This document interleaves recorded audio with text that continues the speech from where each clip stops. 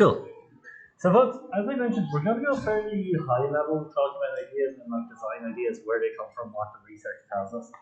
As I mentioned, over the next few weeks, we're going to like end up trying out some of these techniques and getting a little bit more in depth in some of them, so that you can find ways that like kind of suit your design process. So what we're going to do, we're going to start off like there's a quick just prompt to have a quick discussion about, and then we're going to look about like the elements of successful game projects. Okay, and these are based on a review of like a few hundred game projects about the elements that make them successful or not. We're going to look at modes of idea generation, methods, and then the medium, like what we mean about idea generation and ideas in the context of games. So, this is a quote from 1982, and it's by this design scholar called Hubka, and it's designing is a very personal activity and could probably only be performed by one person as an internal and somewhat subjective process. How do people feel about that? Do you agree with it? Yeah. Yeah? Anyone disagree? Anyone feel like design is like a group activity? It depends what you're designing. Yeah? You see a bunch of people trying to like keep the same art style. Yeah. Someone has their own vision, so that's where I relate to it's one person in the process. Yeah. Cool. So the reality is that like it kind of tends to vary. Broadly speaking, design is an internal. It's something that happens inside there. Even if we're doing design with someone else, that discussion is us externalizing stuff happening inside our head. Like I think the Pirates group I was chatting to you, and then someone went, "Oh yeah, I've got a really good idea." Okay, and that's because design happened inside that person's head in response to an external stimulus. Does that make sense? Okay, so design is pretty much an internal thing. Then we can externalize it, and we can internalize information that helps us change that. But basically, it's a way for our brain to work in conversation with the world. Okay, so to start off, I just want to run through this so that you're aware of some of the things basically that make successful games. Okay, because some of the things are intuitive, some of them aren't. But there's definitely a lot of bullshit out there about like what makes good and successful games. The big thing to know from this is that if you look at these points, I think they broadly make sense, and they're broadly truths. Like they're broadly things that have been borne out again and again in research. So what that means is that there's no, you'll see it if you ask, none of these are like quick fixes. None of these are like, oh, if you make a game for mobile, it's going to be successful. Okay? None of them are like, oh, if you follow this production marathon, your game is going to be successful. Instead, it's much more the kind of factors that affect it are kind of bigger. Okay? This one's interesting. The longer you work on a project, the quality will actually drop over time. Okay? What this means is taking a group of similar people, okay, and getting them to work on a game for a year versus on a game for 10 years. The 10-year game might have a higher individual quality, but if they worked on 10 one-year games, they'd have games of much higher quality. Does that make sense? Okay, so long duration projects actually cannot be all that successful. Okay, and there are a few examples of stuff like that, like Duke Nukem Forever. Like there's a few games that have just been in development for years and years, and they end up not being great. One exception is stuff like Overwatch, which was in development for a long time as something else, but really what we can say there is that was in pre-production for a long time before it moved into production. So it was like the enthusiasm was over. Yeah, and it's just to do with like the amount you can make a game better, it starts to become much more incremental over time. Yeah. Does anyone go to the gym, like anyone work out and do weights and stuff? Yeah. Yeah. So if you do that, like what you find is when you start off, you're able to like go up higher weights pretty quickly. After a year or two of going to the gym like regularly, you can like increase your weight by tiny amounts like every year. Basically your gains they follow like an exponential curve where like it's like gains really quick, and then like it's a slow climb basically. Okay, once you get into a stage where like you may reach 85-90% of your potential within about a year. To get to like 100% maybe takes 5, 6, 7 years of like doing it consistently.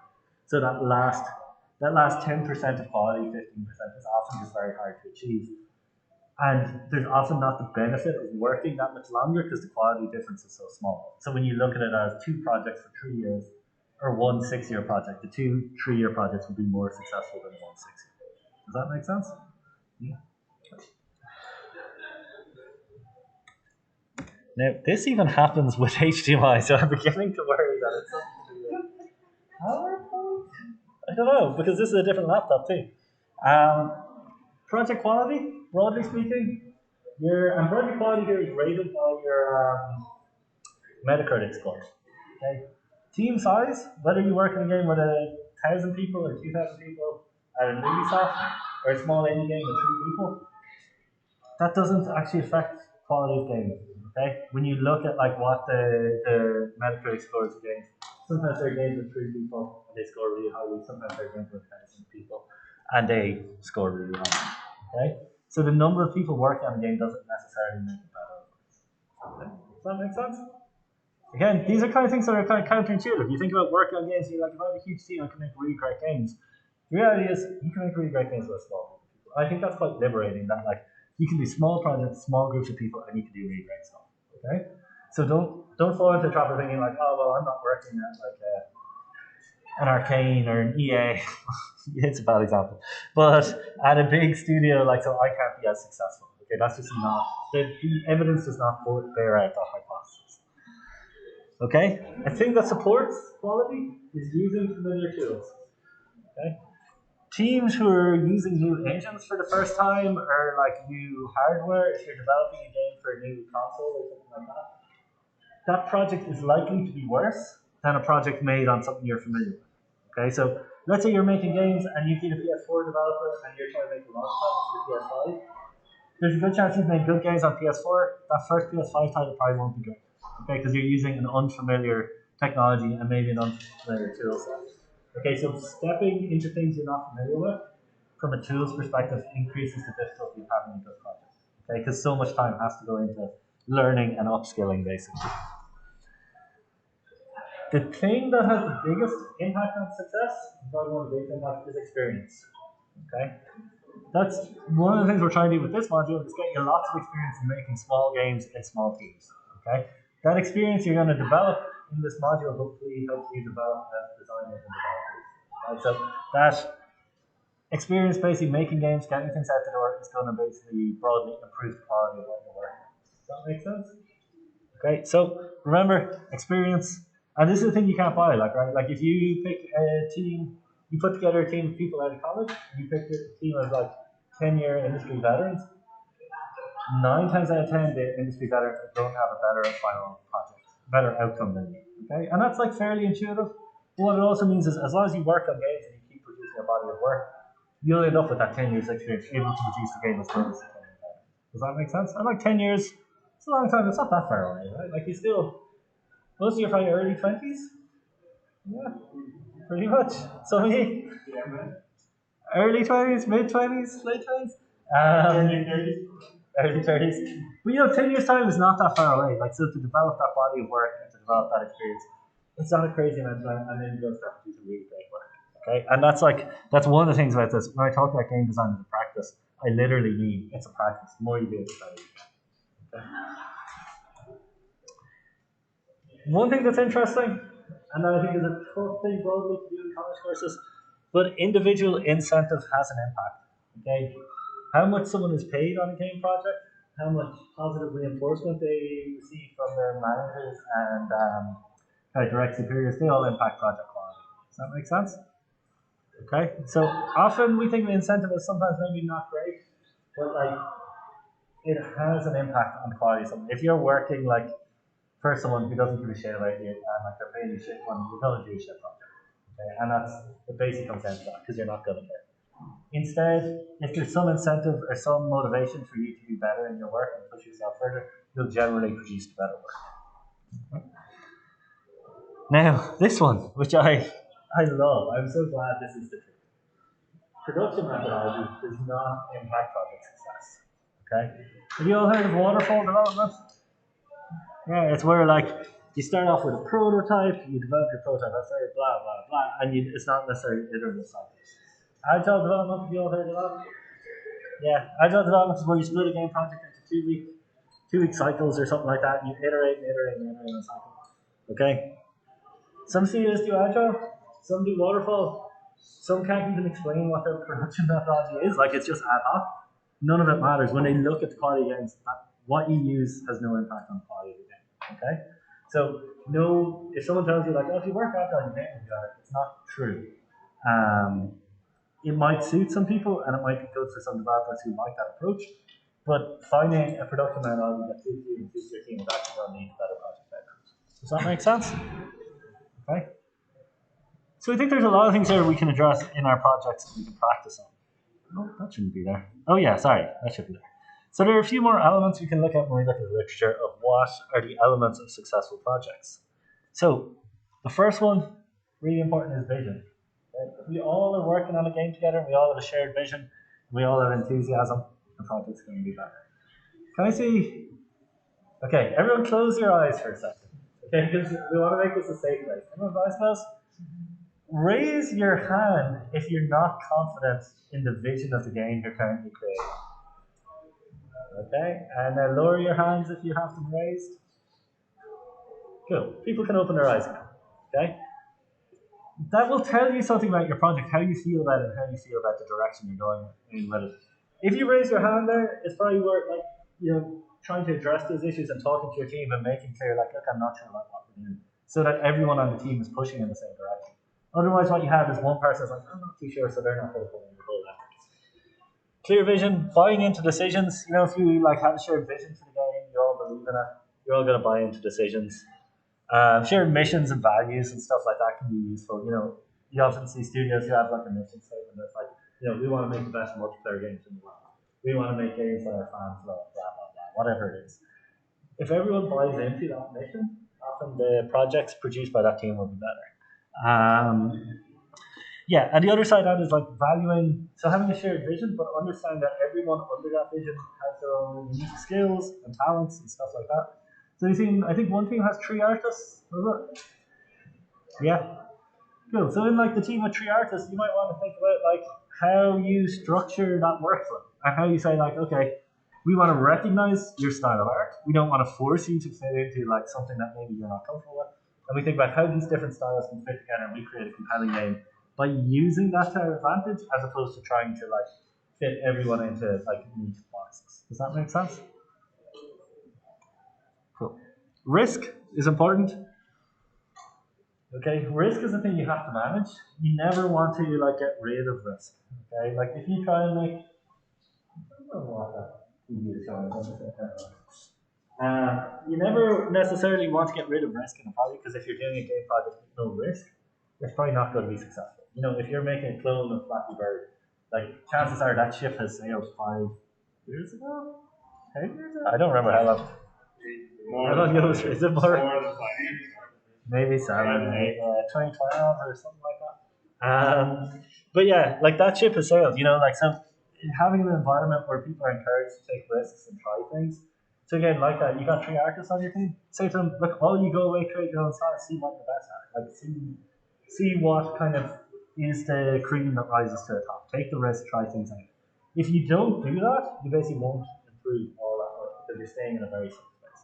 Again, going back to people who go to the gym, your muscles won't get stronger unless you test your muscles to close to exertion, basically. Okay, so that's the same thing. Unless you push your creative muscles to the point that maybe they're not working great anymore, and maybe you push things too far, you're never going to know the things you're capable of. Okay, does that make sense? Okay, we have to push boundaries. We have to take risks.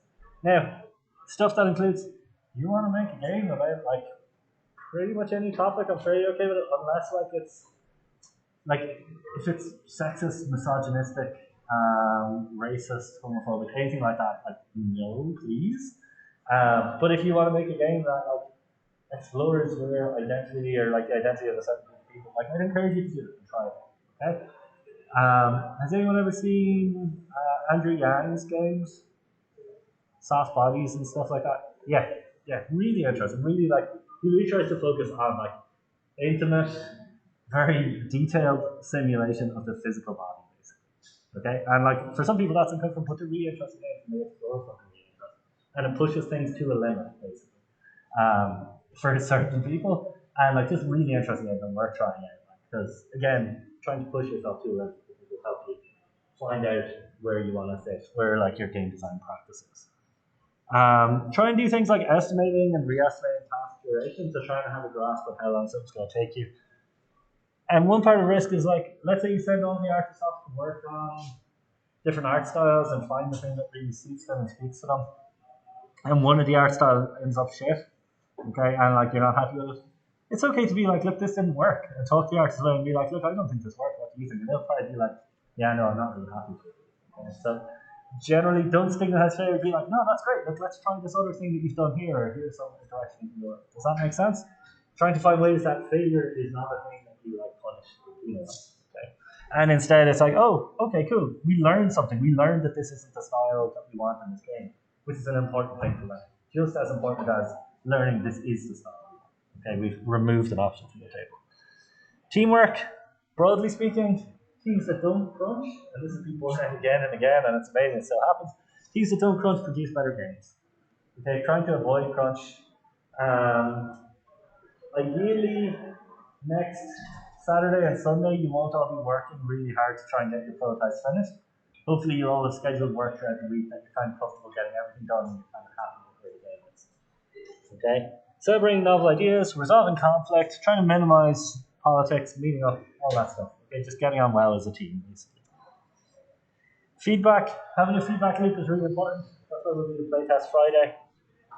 One thing is to hold each other to high standards and accountability. Okay? Like, don't lower your standards because someone thinks it's okay to do subpar work. Don't be like, oh yeah, no, look, that's grand. You ideally don't want to be in that place. You want to push your standard. You don't want to accept lower. Does that make sense? And that might make you someone that people don't necessarily want to work with, but you probably won't want to work with those people anyway. Okay, so pushing a high standard of work, I think, is something important. And I would encourage all of you to try and think of like, look, if you want jobs in this industry, pushing your standard is the thing that's going to help all of you have stronger portfolios and stronger work. Okay, so pushing your standard broadly is a good thing to do and critiquing each other's work fairly. Now, that also requires like mutual respect and like respecting others' opinions and stuff. So instead of being like, this is shit, and then saying like, look, I don't think this worked. Like, you know, is there something better we can do here? You know, can we improve the art style? You know, trying to be clear that like you respect what they've done, but you know, it's maybe not the standard you're hoping for. Okay, and I think those things are really important to hold each other accountable. Because teams that are effective, and especially student teams, they hold each other accountable very early on. Like in the first week, 2 weeks of a student project, if groups are doing that, they don't ever have to do it again, right? It's a thing you get out of the way, the politics goes away, everyone just works their hardest. I probably mentioned this to you, but I remember when I was working in Jagex, I was doing like a rework of the tutorial on a game, and the first 25 missions or something like that. And my first rework was kind of like, just change things a little bit. And like my producer, after I'd done my producer, said like, that's not your best work. Like you haven't done good work. And like we had a conversation about it. I came away from the conversation not thinking, fuck him for giving out to me like I worked really hard. So I was like, gee, no, he's right. I can do much better. Like so, again, holding each other to, and then I did do much better work on it, like way better. And I didn't fall into that trap again of kind of like just doing something slightly lazy. Instead, I would push myself into it. So bear in mind that that sort of thing is important as well. Okay, like mutual respect, accountability. Okay. So, I'm gonna jump in. This is where stuff is going to get like pretty high level. It's no big deal if you're not necessarily following everything I'm saying, but probably try and understand the key points I'm making. Okay. There are two different modes of idea generation. Okay, and I mean we come up with two ideas, and only really two different ways. I studied like how to come up with ideas, and there's only two. Okay, one is solution focused, and one is exploratory. Does anyone want to guess the difference? Yeah. Solution focused is like you envision what is the end result, and then you tend to work towards that. While the exploration is like it's more broad. You are given like a topic or something, and then you just like brainstorm ideas. Yeah, exactly. That's pretty much it. Solution focus, you're focused on finding a solution. Exploratory, you're focused on finding something that maybe isn't a solution. You're trying to find a problem at the same time. Okay, so this is like exploratory ideation, and this is like one of the ways it's sort of demonstrated. So the whole idea here is all these like P1s, P2s, S1, S2, S2A, and all that. These are all seen as like design moves, basically, like moves we make in our head. So we start off in the problem space with something we think is like an issue in games, and then we move to the solution space in S1, and that leads us to a new problem. Okay, so we think, actually, that wasn't such a big issue. Maybe the problem is this, and then we come up with solutions to that problem. And we come up with sub-solutions to it, and then like that leads to a different solution, and we end up somewhere kind of very different from where we started. Does that make sense? We're constantly going solution, problem, basically. Exploratory design is open-ended design. There's no one problem or design solution. Often at the conceptual phase of games, we're in the exploratory mode. Okay, and it's rare-ish. In the broader design, like if you're working at, I'm trying to think, like Apple or something like that, you're not like, what sort of product can we come up with next? You're usually probably like, what should the next iPhone be? So like, it's a fairly fixed, like it's a clear problem. What should it look like? What should this thing be? Instead, in exploratory design, we're like, we need to make a game that's a pocket strategy game. Like, what's it going to be? Okay, so these are open-ended. There's no one problem or desired solution. One thing is figuring out the problem and solution.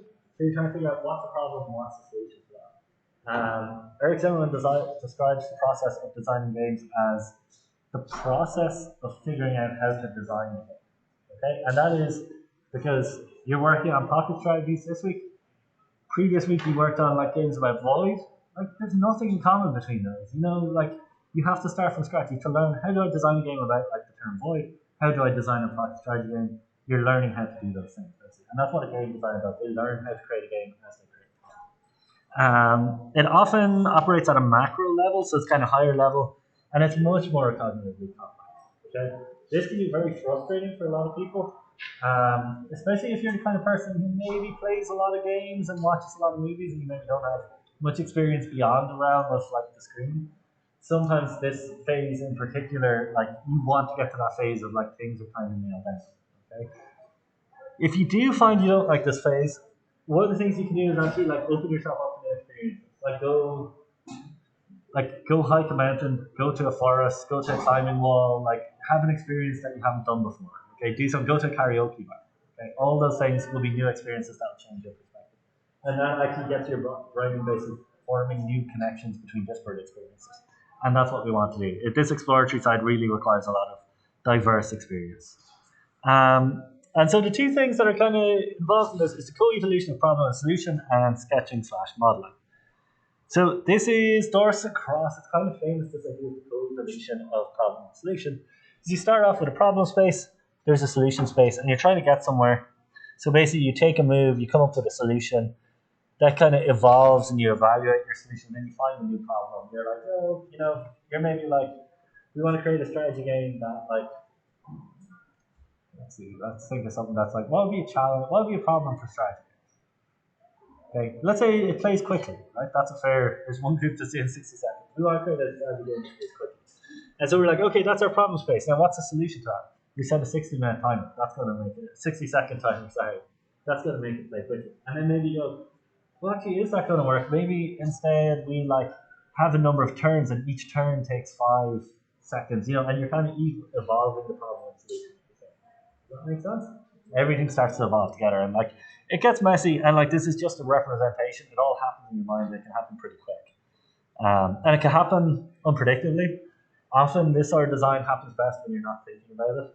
So, like, does anything go wrong? No.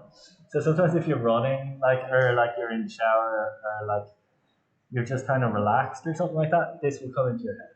Okay, so these sort of things will like pop into your head where you're like, oh cool, I like that idea, that's a thing that's cool.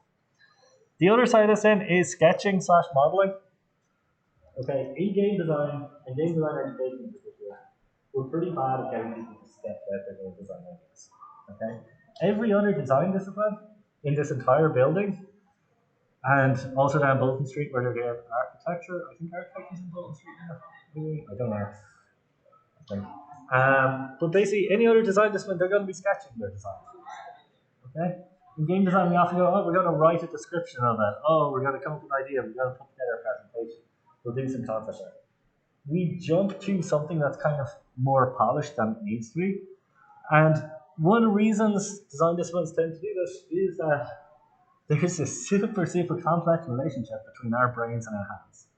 Okay? And it's not just like that our brains control our hands. Our hands sometimes control our brains. Okay? And it's a back and forth. We draw something on a page, we don't quite realize what we've done, and that spurs a thought inside in our head, and that makes us draw something else in our brain. It's this conversation back and forth. Okay, and this is Park and Kim illustrate this as like we have knowledge, which is this. Where is this? This circle up here, where we've internal and external representation. We've imagining, we're transforming, we're generating ideas. There's the interpretation of what we see, our perception of it, and our analysis. Okay, so all the things as we draw things, we analyze what we draw, what we sketch as designed for games. It often helps us answer questions about things that would be good or bad. Okay, and the reason for that is like our hands and our brains have a really complex, much more than you think. Our hands basically act as our external brains, like they're our connection largely to the world. And sketching physically on paper, even if you're bad at sketching, drawing little sketches, notes, drawings, all that stuff, actually has a huge impact on how effectively you process ideas and how you make connections between disparate ideas. It happens much better on paper than any other medium. So bear that in mind. Sketching, modeling, drawing things out is really important. And I think we do it a disservice in game design.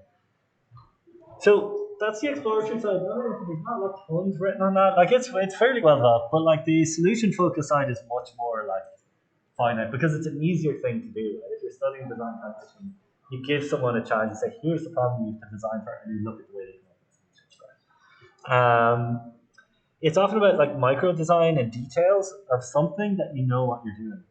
Okay, so this is the kind of thing where you've decided you're making your mini space opera, and now you're into the solution focused design. You're like, okay, what sort of ships are we going to have? Are we going to have alien races? How do they interact with each other?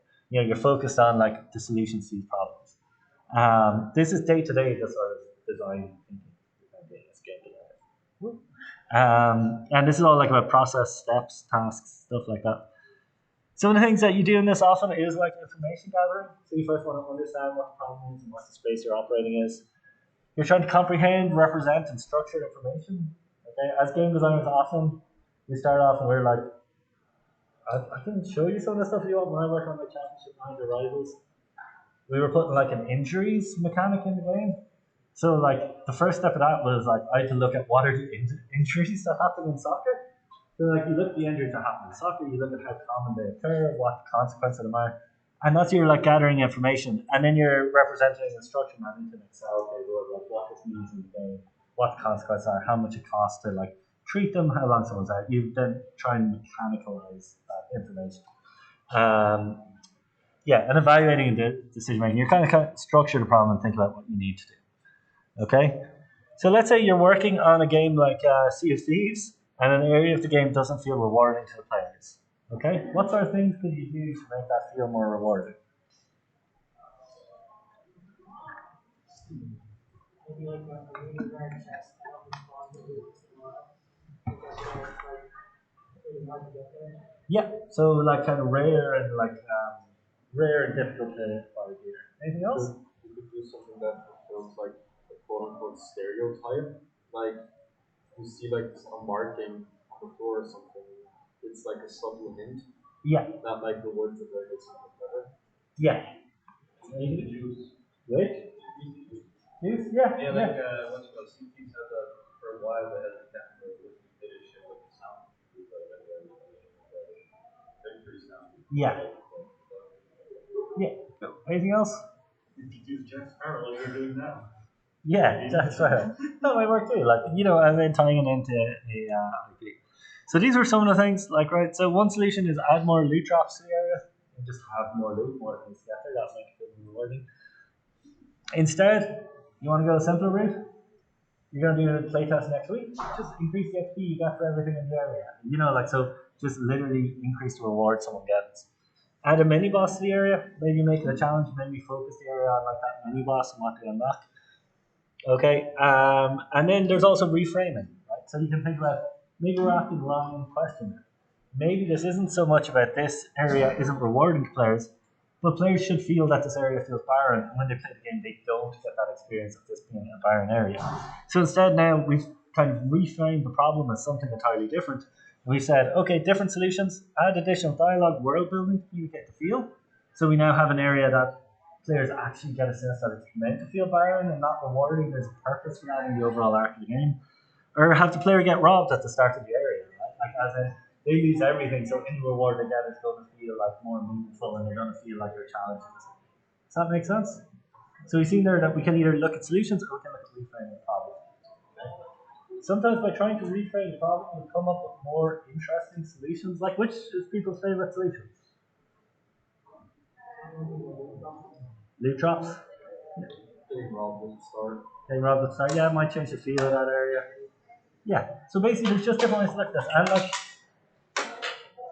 one of the things about game design, it's a non-optimization design challenge. Okay, we're not just trying to have the optimum design because we can't know what the best game design is. We're just trying to have a good game design.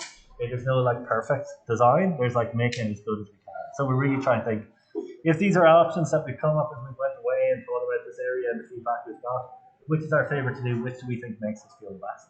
Okay? So this is the whole thing of like, I think I drew like a rough approximation of this last week of like the problem space.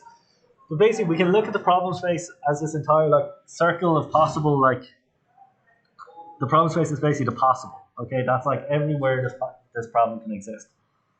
And then maybe we think of like, look, we've got constraints on this area. Like we can't add any boss. You know we can't add any new APCs or any new mechanics.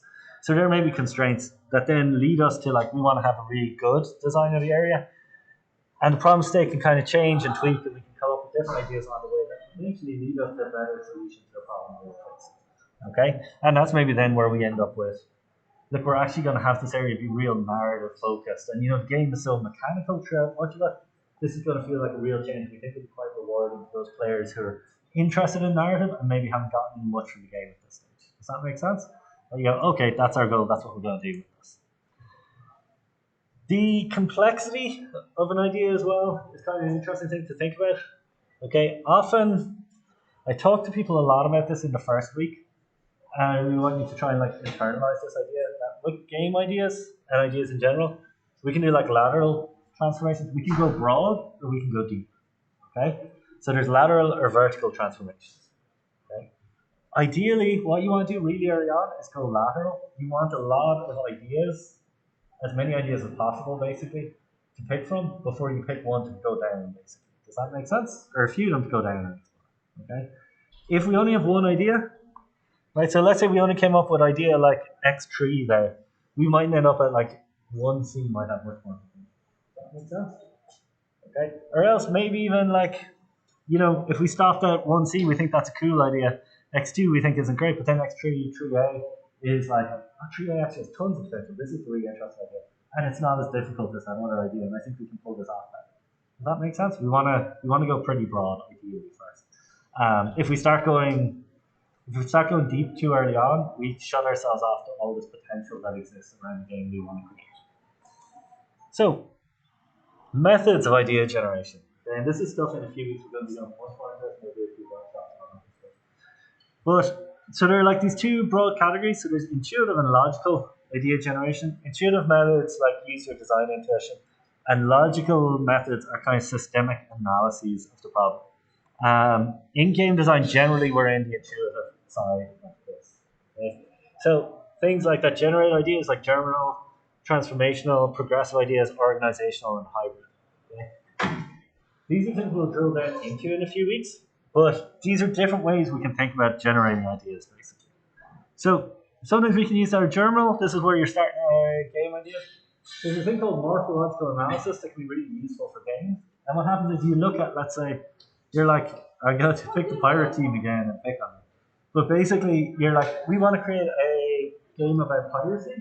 So you're like, okay, let's look at all the pirate games. Let's create a table of, let's have the name of all the games. Let's have a list of like their key mechanics.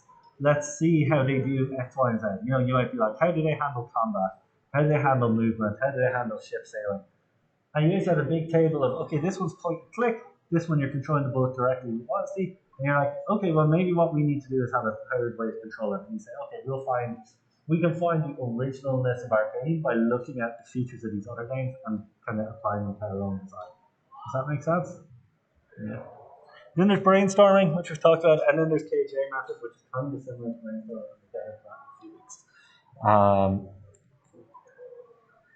weeks. You know what? We'll probably take a break at that point, I think. And we'll come back at 3:05. Is that okay? We'll finish off the lecture and then I'll chat to you.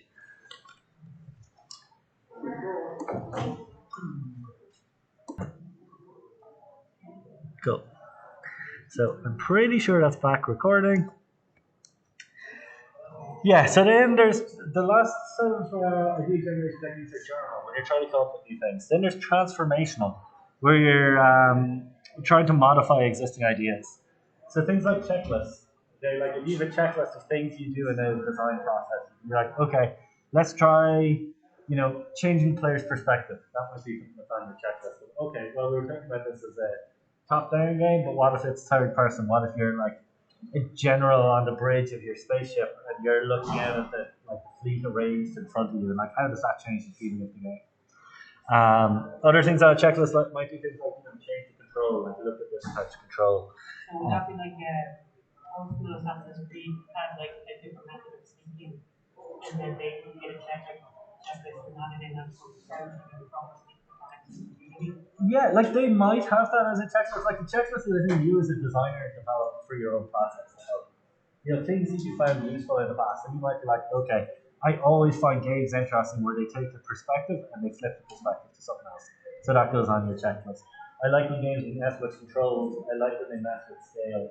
You know what I mean? And after your checklist, what happens if we change the scale of this? What if, we were thinking about making this like a space opera, but what if instead we make it like a duet? Like it's two ships just fighting each other. It's all about the two characters. Does that make sense? Your checklist basically is a thing you've designed that you find are things you do in your design process that are useful. Okay, so you're transforming one idea using a checklist. Random stimuli is another way. Okay, you look for random things in the world, and you go, okay, like what would that be? You maybe look around the room and say, okay, what do you think? There's a thing called TV sport there. What happens if this space battle, instead of being an epic space opera, is instead like it's a sport? Okay, like it's a galactic competition of like it's basically space war games, and how does that change the field? You look around and you go like, oh look, there's cranes there. What would cranes be like in space? Like, what's the equivalent? Why would you need a crane? Let's think about what that means for the game. A lot of stimuli go nowhere, but they're just a useful thing to do to get you to transform and change ideas. There's one called the PMI method, which is where you kind of take an idea and then you're kind of changing it. We'll look at that in a few weeks. Some of the methods we'll look at specifically probably at the start of the next project so that we're messing with some of the stuff and thinking about it a bit more. Then there's progressive things, so it's building ideas based on a series of repeated steps. So there's a thing called C-sketching, and this is where we all get around like a table group split into groups of 5, and I think it's normally 5. So let's say there's this table and there's this table here, because we've lost half the class by this stage in the moment. And it starts off, here's the prompt, let's say design a pocket strategy game. And Nicole draws her one, Fran draws his, Ben draws his, Evan draws his, Hubert draws his. Okay? You do that for 5 minutes, and then you say, okay, time's up, swap pages, and Hubert gives his page to Nicole, Nicole gives to Fran, and you draw on the other person's sketch. You basically try to evolve their idea. Okay? And it's a way of working with other people's ideas and transforming. It can be really useful and interesting, the stuff that comes out, things like that. Similarly, the gallery method is where you put things up like a gallery, and people come over with post-it notes. And you put the concept on the wall, and people come up with post-it notes, and they're like, oh, you like this aspect, you don't like this aspect. It's a way of kind of critiquing in an open format, basically. There's organizational, so this is like thinking of ideas in terms of their relationships. Stuff like storyboards. Have you done storyboards for game design before? Yeah, I find them quite useful often for certain types of games, because you're able to think about what's the temporal arrangement between these mechanics. How does the game flow from moment to moment to moment? There's things like Fishbone, where you draw a diagram and you've these fishbones coming off the core of what the idea is. And then there's Affinity, where you try and come up with all these ideas, and you start saying, okay, all these ideas kind of are close together, so you create an affinity, and it's like you're all gravitating towards something in the source space, and you use that then to create your design. So there are a few things that promote idea generation. Apologies for the quality. It's not that old. It's only 20 years old. Jesus, it is old. But this is. That's like too old. But basically, this is it's just a study of some of the different methods, and this still holds up pretty much today. But things that can help promote idea generation, things like combinational play. That's trying to combine ideas together, bouncing things back and forth. Using analogies is actually really popular. Think about what if our game was a talk show? and then what does that even mean for our game? Or like, what if our game is like a walk in the park? And you think of what's the analogy for that? What does your game feel like if that's your analogy? Imagery sketching, so looking at like images, things that inspire you in sketching, getting feedback, and then constraints. That's why we all try to have a few project constraints in this project because they actually help with idea generation. Sometimes I think probably you're at the stage now where you find constraints helpful. When people start off, especially in first year, sometimes they find constraints very narrowing and like they limit their creativity. When you get a little bit further along as a designer, constraints are really useful because they help you like contain your creativity. You can really explore space and think about what it means. So then moving on from there, like the methods. Moving on from that, then. I feel like I'm missing a slide. I'm just gonna have to. There is some things that like block idea generation. I think it's gonna be that slide. Let me just check. I'll just check for that later. If that's not there, I'll put it in the slides. There's a few things that block idea generation. Basically, it's stuff I already know, like premature judgment, lack of risk taking, stuff like that. Okay, so it doesn't mind. So then there's medium, specifically talking about games. We've talked very broad about design disciplines, but looking at games in particular. Sanchez et al. Very recently came up, so hopefully no one's younger than this paper, but came up with this model approach for like where game ideas and pre-production concepts come from. That's kind of three places by and large. Mashups, which are like kind of unconnected ideas that you mash together. Exploratory, where you kind of think of an idea and you try and push something forward. And then transformational, where you take things together and you try and like push things at their boundaries, basically. Mashups, you might be familiar with, like you see this a lot in like roguelikes cross with like card games and stuff like that. Okay, that's like mashing up two genres together. Exploratory would be games like Journey. Journey? Yeah. And the idea of Journey is to explore that idea of like flow and going on the hero's journey, like kind of to push something to its limit. And then transformational is all like about like finding something that exists and then trying to like really push instead of just exploring something that's kind of theoretical. It's about like pushing something really far. So the work of as I mentioned, Robert Yarn really like pushes at the boundaries of what we think of as like quote unquote normal games. This guy Hagen then in 2009 did a piece of research on like where specifically game ideas come from. And he found that most games are made up of two parts, successful games. Okay, there's the innovative and original part, and then there is the recycled part. Okay, so there's part of the concept that's new and unique, specific to that game, and then there's a part that comes from other influences. Okay, the game design idea, like the origin, sometimes there's like for the innovative part, there's like inspiration and stuff like that, and it becomes like part of the game or the idea that deals with it. And then the recycle part is kind of like existing game genre, IPs, franchises, genre conventions, all that sort of stuff is like a bundle of ideas. Okay, so when we talk about innovation in games, we often don't mean like, try and think of a platformer and completely like change how platformers work. If you try and change too much about a genre, it tends not to work great because you're trying to bite off more than kind of is reasonable to approach. Instead, if you go, okay, we're going to make a platformer, but we really want to think about the way it deals with X, Y, Z. We really want to think about what it means to, let's say, what if it's a platformer and every time you land, you hurt yourself, basically. So you really have to think about the number of jumps you're doing, why you're doing jumps. Is it worth taking that jump if you're going to hurt yourself more if you try to move forward? Does that make sense? That's maybe your unique take on the platform. So where some ideas come from is games, often from like similar games. So these are what we call genre conventions. So jumping and platforming. If you're making a platformer, you try jumping in it. It's not a big thing to worry about. You don't have to revolutionize the way your jumping works. That's not an important part of your game. That's the thing you borrow from the genre convention. You're maybe not innovating into it. Unless your game is all about innovating and jumping platforms. So sometimes from another genre in games. So things like in shooters like Call of Duty, the first Modern Warfare in 2007 or 2008, is famous for taking like a lot of the RPG stats and leveling up from RPG games and putting them into a shooter, and that very much became the model for shooters going forward. Like taking something from another genre, RPG stats, and applying them to shooters. And then from other games, so let's say, you all know the Nemesis system in Shadow of War or Shadow of Murder? Yeah, where like enemies level up and stuff. One thing you might do is take that system and apply it to a completely different game. I think it is. It seems. I'm surprised it hasn't been used in more games. So I'm guessing there's some sort of protection on it specifically. But again, think about how you do something like that and apply it to the game you're working on. Okay, so it's not necessarily you're not looking at something from a genre. You're looking at the way a specific game does something. And you're applying it to your own. So ideas from other media. So things like from film and TV. So shaky cameras. You all seen games that have like lens flare and stuff? Yeah. Have you ever had a lens flare happen in your own eyes?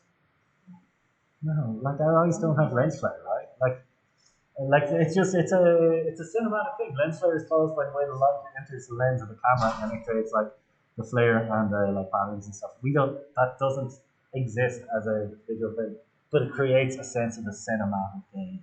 Okay, so the idea there is to make this feel cinematic as opposed to make it feel realistic. So you're taking things from film and you're like, oh, what if we do this and shaky cams and all that. From books, you might take things from like Sherlock Holmes. Like Sherlock Holmes games are inspired by like the Sherlock Holmes books or things like that basically. And then other narratives. Has anyone ever heard of Theatre of the Oppressed? I'm blanking on that, but Theatre of the Oppressed there's kind of a famous one in New York. It's called Sleep No More, and it's a reimagining of Macbeth that happens in like a warehouse. And basically, in Sleep No More, you are. So, folks, in Sleep No More, basically, you go to a sort of warehouse, and there's all the props set out, and the play of Macbeth is taking out concurrently throughout the building, and you as visitors, you put on a mask and you can walk around, and you're able to like touch the actors and touch the things in the scene and get in the way, and you kind of become part of the place, like you're really impressed. But games like, do you play game Tacoma? No, so it's like it's kind of a walking simulator type game. It's very much inspired by that theater approach. Okay, so this is where a broad range of experiences can kind of help with coming up with concepts and ideas. So ideas from life. Sometimes it's coming from sports. There might be games you play that have interesting ideas or games that you see people playing, or sports that you like watching, and you think the scoring or the way something happens in it is really interesting. You take that. Playful activities, war, history for inspiration. There's lots of different things that like we get experiences from life and make it change the way we design games.